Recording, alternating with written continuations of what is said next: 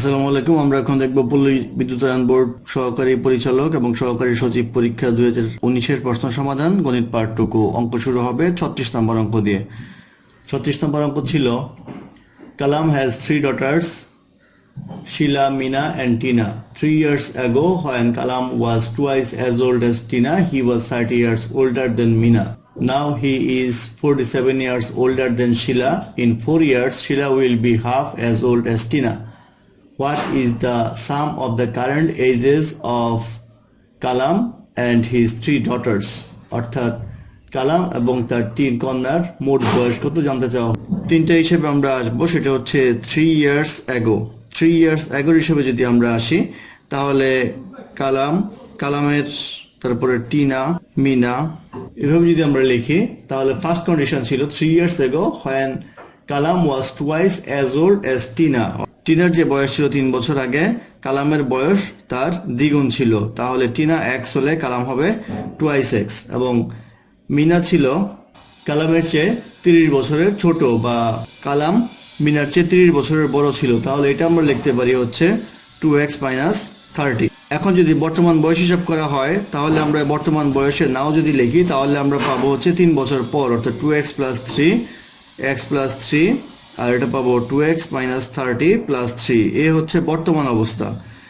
এখন আরেকটা কন্ডিশনে বলা আছে, now he is 47 years older than Sheila, অর্থাৎ শিলার বয়সের চেয়ে কালাম এখন 47 বছর বেশি বয়স। তো শিলার বয়স যদি 47 বছর কম হয় তাহলে আমরা লিখতে পারবো যে কালামের যা বয়স 2x + 3, এখান থেকে 47 কম, এটা হচ্ছে শিলার বয়স। আর বলা আছে ইন 4 years, অর্থাৎ 4 বছর পর Sheila will be half as old as Tina. তো আফটার 4 years-এর হিসাবটা দেখি আমরা। 4 years পরে টিনার বয়স হবে হচ্ছে x + 3 + 4, আর শিলার যে বয়স সেটা হবে হচ্ছে 2x + 3 - 47 + 4। এই অবস্থায় আমরা লিখতে পারি হচ্ছে কন্ডিশন যেটা দেওয়া আছে, এটাকে আমরা লেখা যায় হচ্ছে x + 7, আর এটাকে লেখা যায় 2x - 40। তো প্রশ্ন মতে বলা আছে টিনার বয়স অর্থাৎ x + 7 সমান হবে হচ্ছে এটা ডাবল, অর্থাৎ 2 × 2x - 40।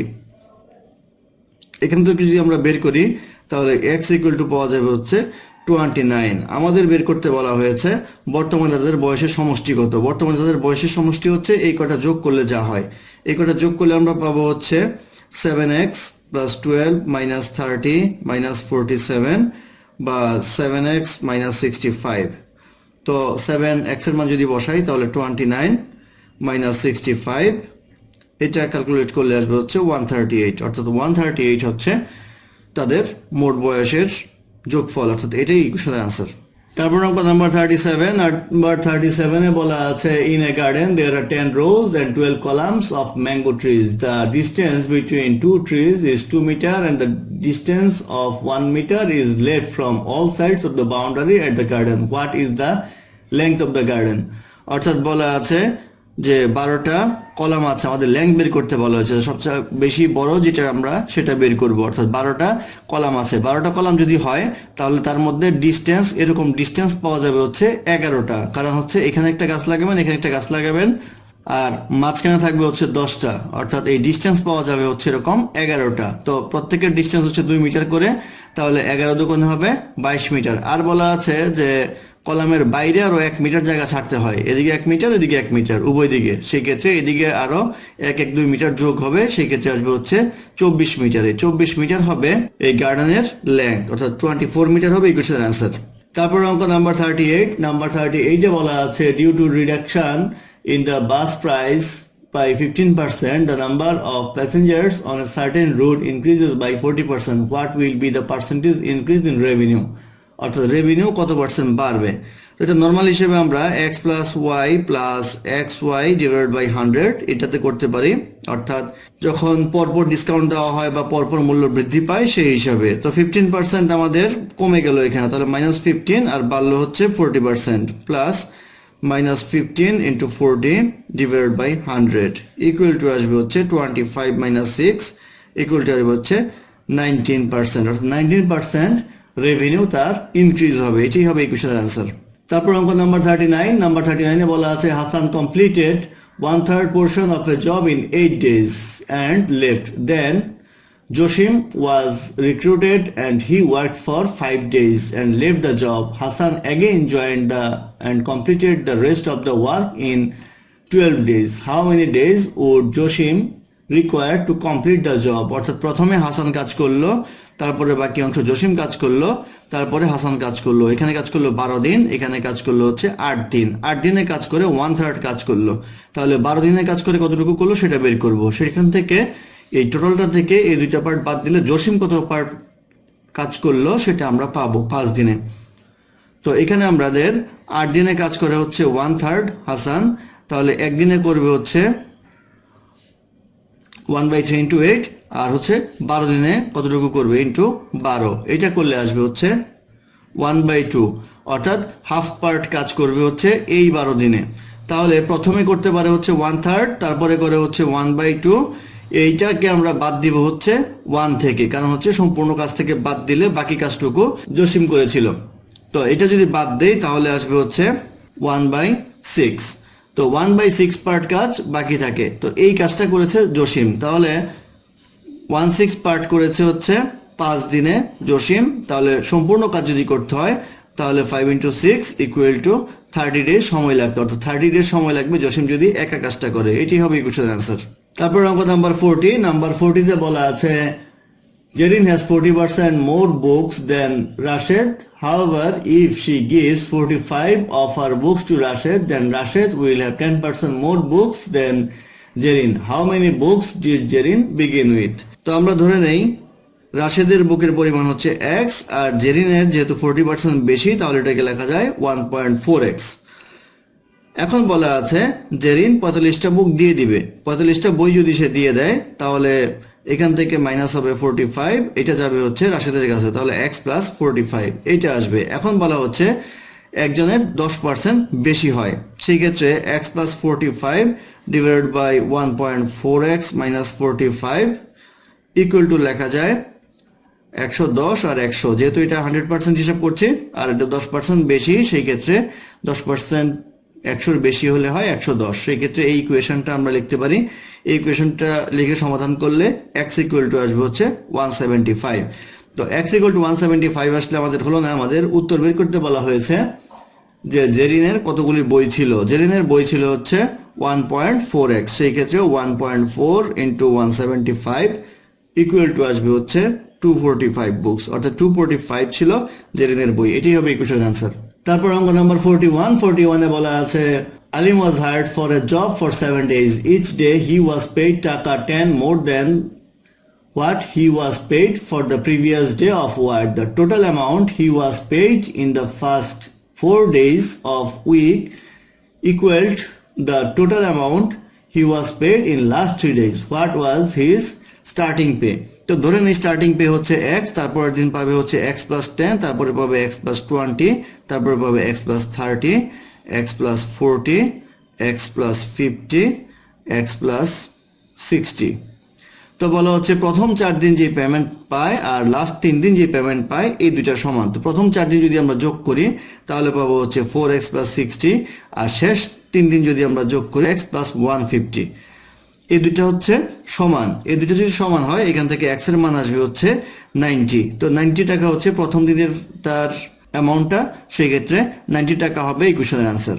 তারপর অঙ্ক নাম্বার 42, নাম্বার 42-তে বলা আছে the captain of Bangladesh cricket team is 26 years old and the wicket keeper is 4 years older.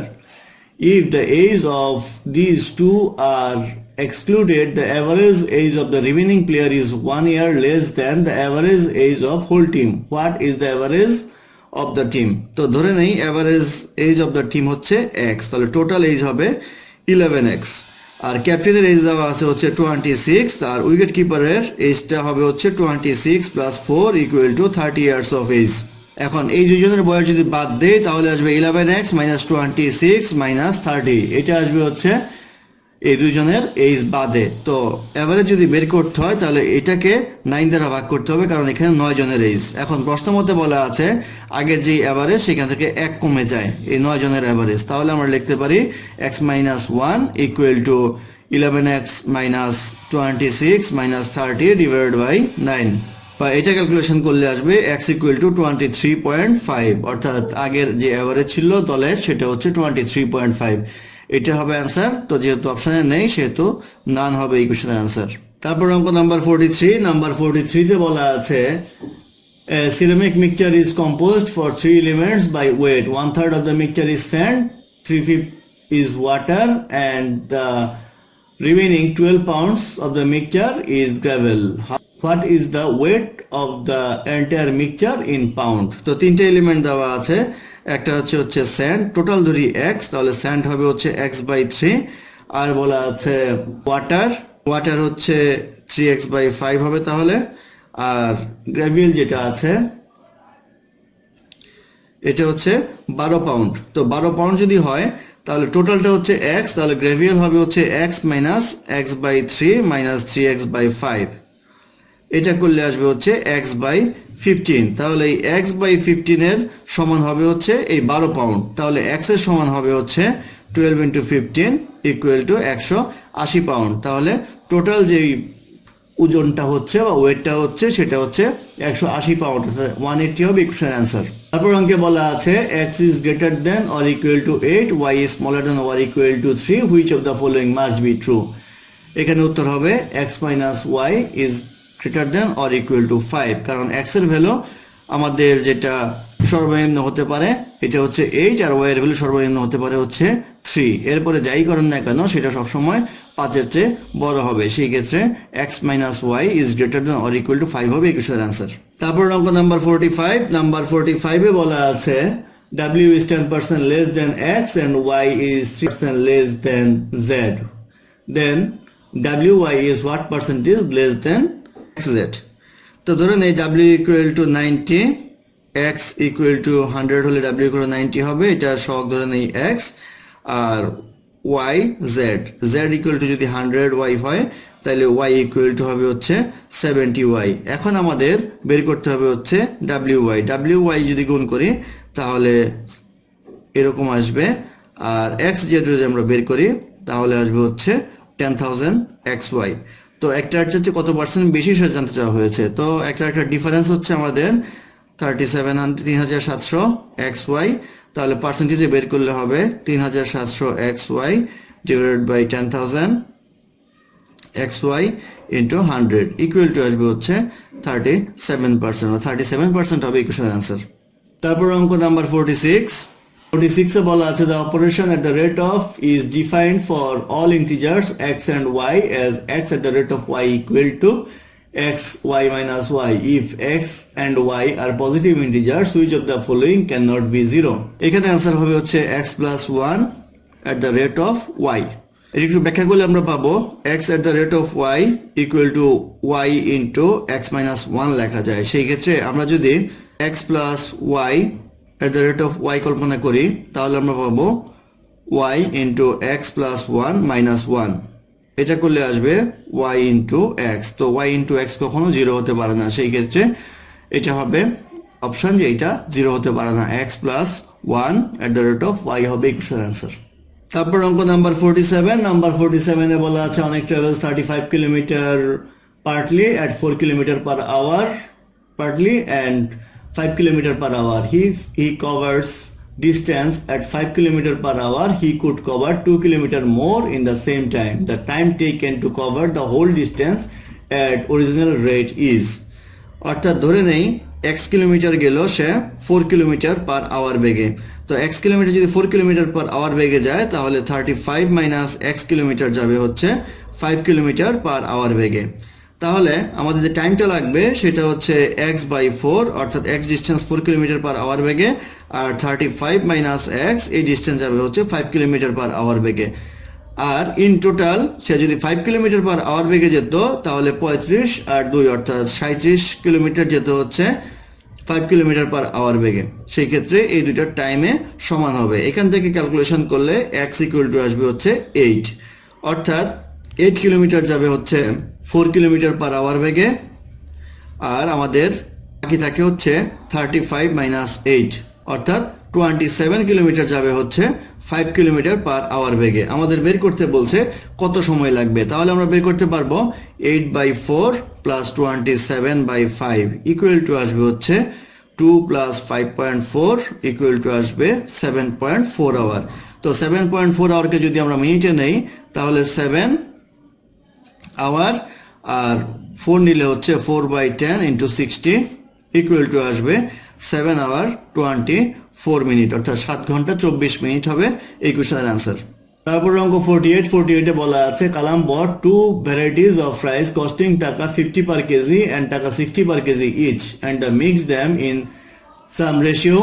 He sold the mixture at টাকা 70 per kg making a profit of 20%. What was the ratio of the mixture? তো ধরে নিই আমরা 50 টাকা যে KG সেটা হচ্ছে x KG, আর 60 টাকা যেই কেজি চাউল সেটা হচ্ছে y টাকা কেজি। সেই ক্ষেত্রে তার যে ক্রয় মূল্য সেটা হচ্ছে 50x আর 60y, আর সেল করবে সে 70 টাকা পার কেজি। কতটুকু সেল করবে সেটা হচ্ছে x প্লাস y। সেই ক্ষেত্রে এই কোয়ান্টিটির জন্য প্রাইস আসবে হচ্ছে 70 ইন্টু x প্লাস y। এখন বলা হচ্ছে তার লাভ করতে হবে হচ্ছে 20%। 20% লাভ করলে 100 টাকা চাউল সে বিক্রি করবে 120 টাকা, অর্থাৎ বেস প্রাইস যদি হয় 100 টাকা অর্থাৎ কস্ট প্রাইস, সেলিং প্রাইস হবে 120 টাকা। সেই ক্ষেত্রে আমরা এই দুইটার হচ্ছে ক্রয় মূল্য, এটা হচ্ছে বিক্রয় মূল্য, আমরা লিখতে পারি 70 into x plus y divided by 50x plus 60y equal to আসবে হচ্ছে 120/100। তো 120/100কে লেখা যায় হচ্ছে 6/5। এখান থেকে ক্যালকুলেশন করতে করতে আমরা পাবো x/y ইকুয়াল টু 1/5, অর্থাৎ অনুপাত হবে হচ্ছে 1:5। এই 1:5 হবে এই কোশ্চেনের অ্যান্সার।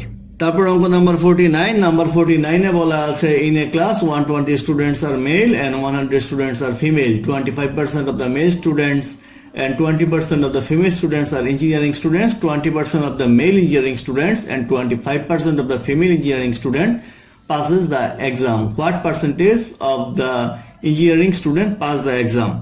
তো এখানে মেল বলা আছে হচ্ছে 120 আর ফিমেল আছে হচ্ছে 100।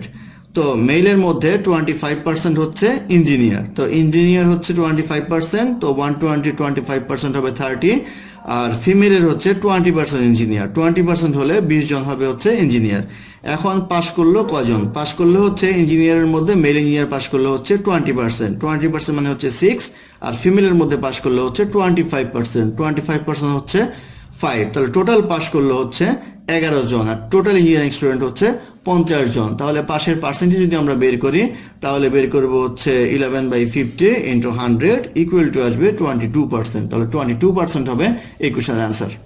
অঙ্ক নাম্বার 50। নাম্বার 50 তে বলা আছে a square is divisible by both 40 and 75 if a has exactly 3 distinct prime factors. Which of the following could be the value of a? অর্থাৎ বলা আছে a যে আসবে সেই এটা হবে প্রাইম ফ্যাক্টর। সেই ক্ষেত্রে আমরা 40 কে যদি ভাঙাই তাহলে পাবো 8 into 5 equal to 2 cube into 5 লেখা যায়, আর 75 কে যদি আমরা করি তাহলে লিখতে পারবো 25 ইন্টু 3 ইকুয়াল টু হবে 5 স্কোয়ার ইন্টু 3। এখন আমাদের প্রাইম ফ্যাক্টর যদি করি তাহলে 2 3 5 এর মধ্যে থাকতে হবে, তাহলে আমরা লিখতে পারবো 2 স্কোয়ার ইন্টু 3 ইন্টু 5, এটা করলে আসবে হচ্ছে 60। তাহলে 60 হবে এই কোশ্চেনের অ্যান্সার। অপশনগুলোর মধ্যে এটাই মিলে। আর একটা উত্তর যদি থাকতো যে 240 তাহলে 240ও অ্যান্সার হতে পারতো, সেই ক্ষেত্রে 60 হবে অ্যান্সার। তারপর অঙ্ক নাম্বার 51। নাম্বার 51 এ বলা আছে there are 48 books on 3 shelves. If 3 books from third shelf are shifted to the second, there will be same number of books on the first and the third shelf and double the number of the books on the second shelf. How many books were there in 3 shelves originally? তো ধরেন এই প্রথম সেলফে বই ছিল 1, দ্বিতীয় সেলফে y, আর total যেহেতু 48 ছিল তাহলে 48 মাইনাস x মাইনাস y হবে থার্ড সেলফের বই। তো এখন বলা হচ্ছে তৃতীয় সেলফ থেকে দ্বিতীয় সেলফে 3টা বই দিতে হবে, তাহলে লিখতে পারি y প্লাস 3, আর এখান থেকে 3টা বই চলে যাবে, সেহেতু আমরা লিখতে পারি হচ্ছে মাইনাস 3। এটা হচ্ছে বইয়ের অবস্থা। এখন বলা হচ্ছে প্রথম সেলফ আর তৃতীয় সেলফের বইয়ের পরিমাণ সমান, তাহলে আসতেছে 48 minus x minus y minus 3। আরেকটা বলা আছে দ্বিতীয় সেলফে প্রথম সেলফে ডাবল বই আছে, সেই ক্ষেত্রে আমরা 2x ইকুয়াল টু লেখা যায় y প্লাস 3। এই y প্লাস 3 এর মানটা আমরা এখানে বসাবো।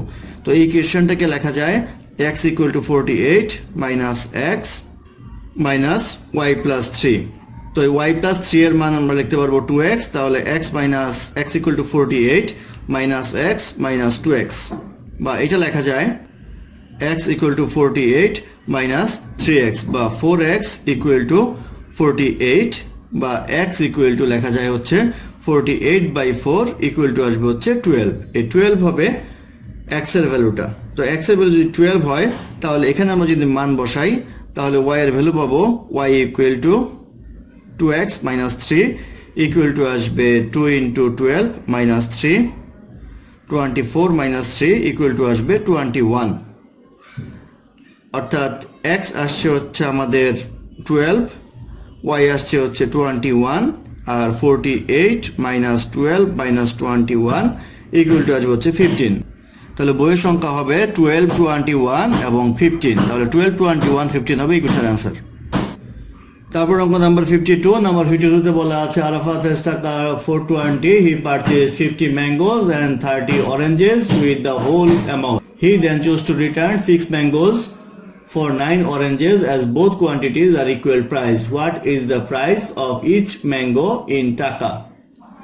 অর্থাৎ 420 টাকা দিয়ে 50টা ম্যাঙ্গো সে কিনলো এবং 30 অরেঞ্জ সে কিনলো, দাম পড়লো 420 টাকা। আর 6টা ম্যাঙ্গো সে 9টা অরেঞ্জ দ্বারা রিপ্লেস করতে পারে। সেই ক্ষেত্রে এখানে 30 অরেঞ্জ আছে, সেটা রিপ্লেস করতে হলে 30k equal to 6/9 into 30 equal to 20 mango. তো এখানে লিখতে পারি আমরা 50 mango plus 20 mango equal to 420, বা 70 ম্যাঙ্গো ইকুয়াল টু 420, বা ম্যাঙ্গো ইকুয়াল টু আসবে হচ্ছে 6 টাকা, অর্থাৎ 6 টাকা হবে প্রাইস অফ ম্যাঙ্গো। এটি হবে ইকুয়েশনের অ্যান্সার। তারপর অঙ্ক নাম্বার 53। নাম্বার 53 তে বলা আছে last year Zaman bought 2 lamps. This year he sold them for BDT 2000 each.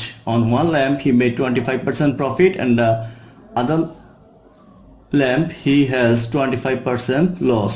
What was his net loss or profit? তার নেট লস এবং প্রফিট কত ছিল?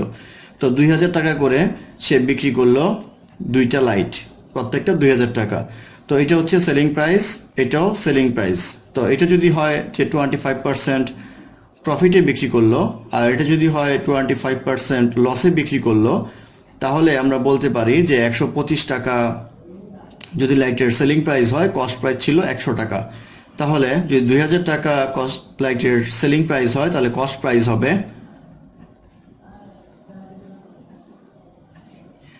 ইকুয়াল টু আসবে হচ্ছে 1600 টাকা, অর্থাৎ এটা হচ্ছে কস্ট প্রাইস। আবার যদি 25% লস করে সেই ক্ষেত্রে 75 টাকা যদি কস্ট প্রাইস হয়, 75 টাকা যদি সেলিং প্রাইস হয়, কস্ট প্রাইস হবে 100 টাকা।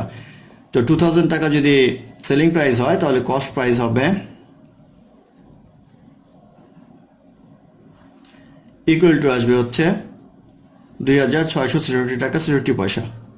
তাহলে এখন টোটাল যে কস্ট প্রাইস সেটা আমরা দেখব। টোটাল কস্ট প্রাইস হচ্ছে এখানে 2666 টাকা 66 পয়সা যোগ হচ্ছে 1600 টাকা। তো এটা যদি যোগ করা হয় তাহলে আসবে 4266 টাকা 66 পয়সা। এখানে দুইটা লাইটের সেলিং প্রাইস হচ্ছে 2000 4000 টাকা, সেই ক্ষেত্রে আমাদের লস হচ্ছে 266 টাকা 66 পয়সা। তাহলে লসের পরিমাণ হচ্ছে 266 টাকা। এটা হবে ইকুয়েশনের অ্যান্সার। সেই ক্ষেত্রে অপশনে এটা নেই, নান হবে ইকুয়েশনের অ্যান্সার।